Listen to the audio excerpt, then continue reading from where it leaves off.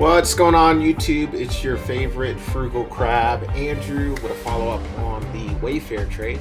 So guys, I'm actually going to talk about should you close your calls and puts early. So today I'm going to do a walkthrough, an example on Wayfair where I had to close one of my calls early.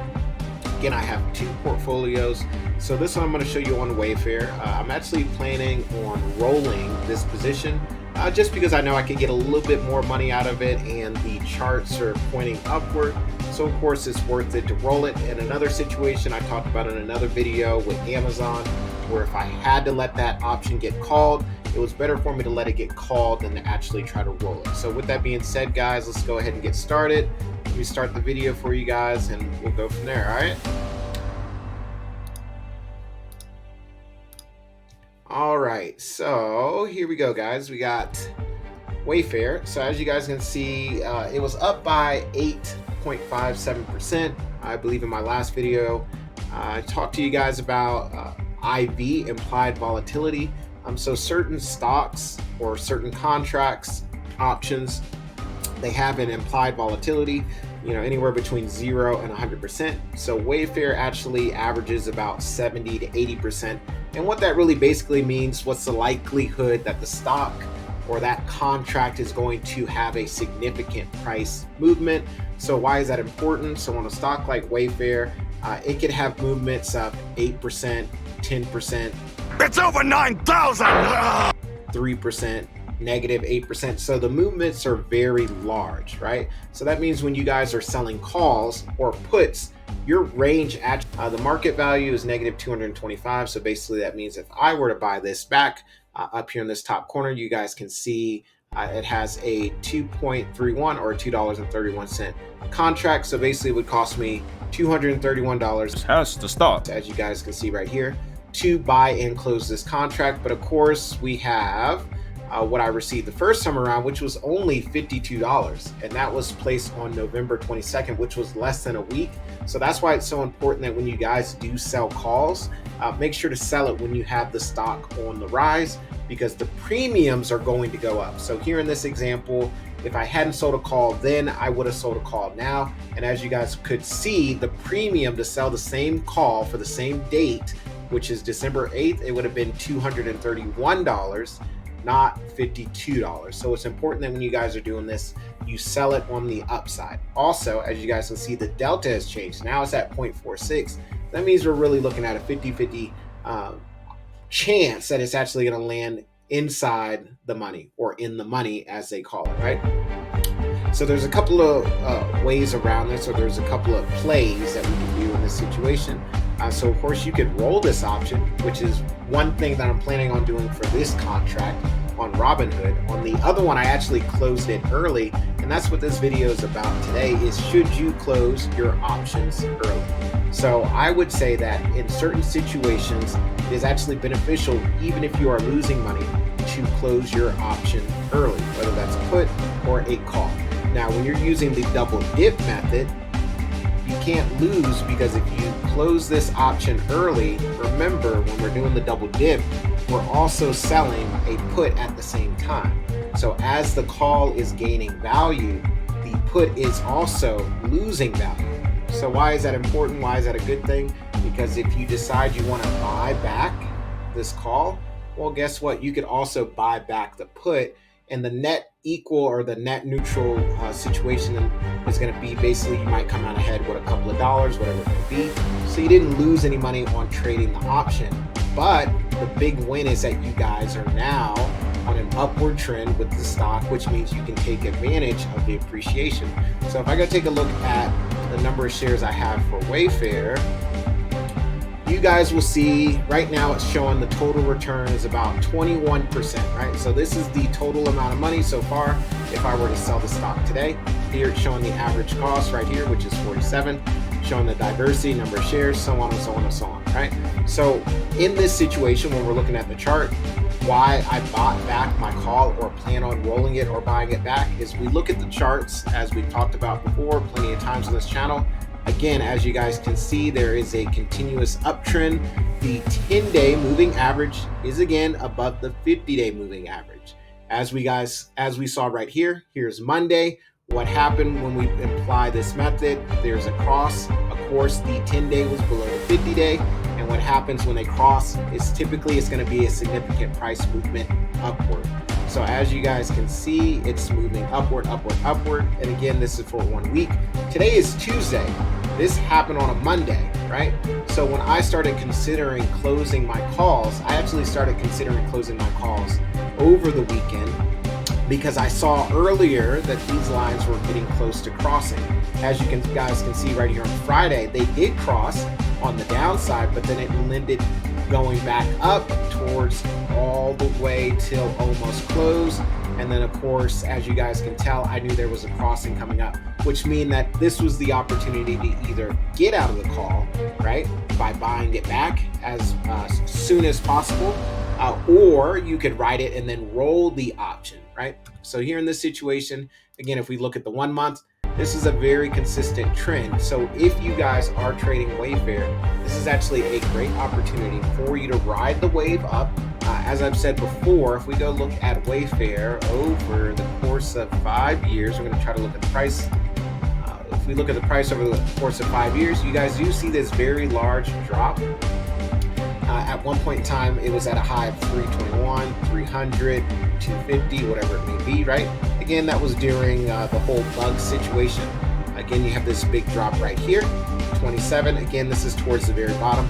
So there is a very strong case, especially with the strong reports of a lot of retailers having a phenomenal Black Friday. There's a very strong possibility Wayfair could go all the way up to 100 or even higher. And that's where these charts come in play. So when you guys look at the chart, like I said, the blue line, the 10-day is moving upwards, and the gaps are so large that means these price movements are going to be gigantic. Now, another thing you have to look at is this RSI right here, which is meaning overbought. If you compare it to the rest of the week, the rest of the month, or even the rest of the year, you guys can see that it's getting ready to peak.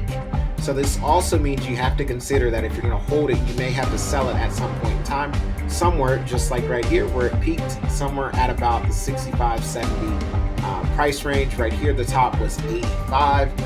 So again, you can always roll the option further out if you believe it's going to go higher, or you can let the option get called. So in this situation, I bought it back because I have a much larger portfolio or position in Wayfair in a different account. So of course, I want to participate in that large appreciation.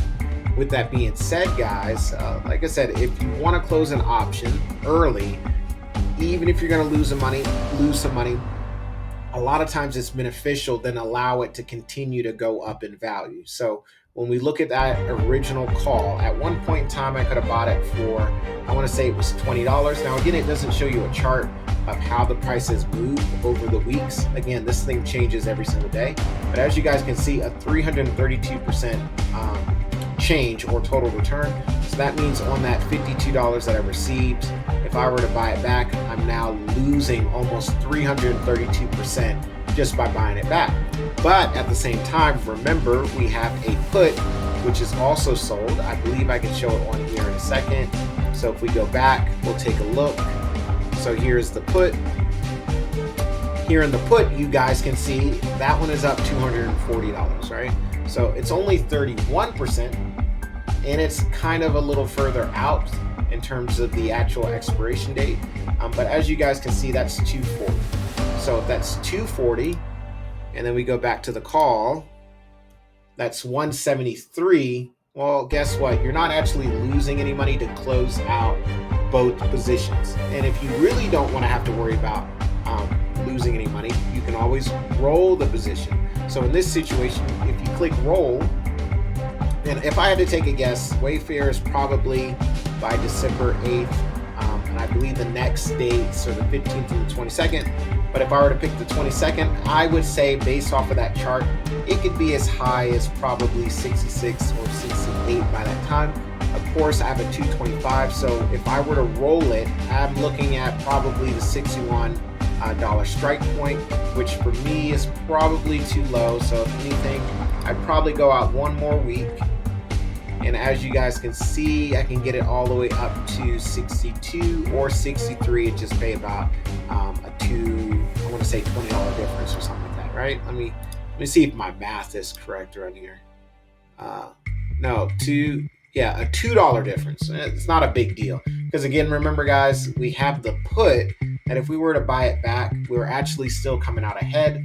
The only difference is now our strike price is a little bit higher, and that also means, like I said, my original strike price on this call was $58. So you're still going to end up receiving the upside.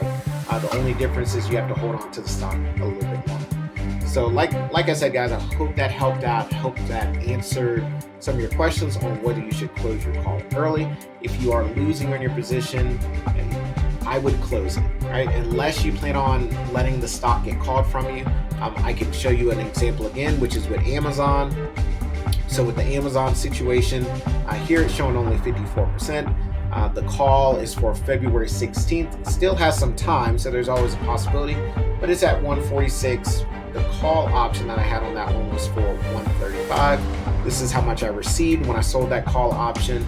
So of course, in terms of letting the stock get called away from me, not a big deal. If you look at the total returns in terms of how much Amazon has gone up by, we can go look at the total shares. You can see right here, here's the total return.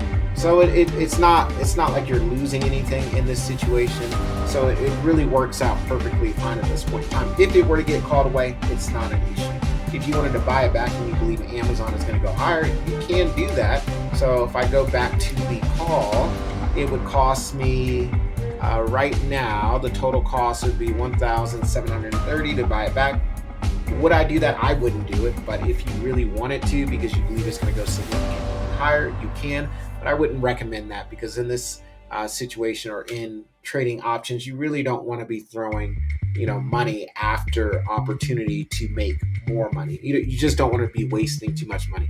All right, guys. So with that being said, I appreciate you guys watching the video.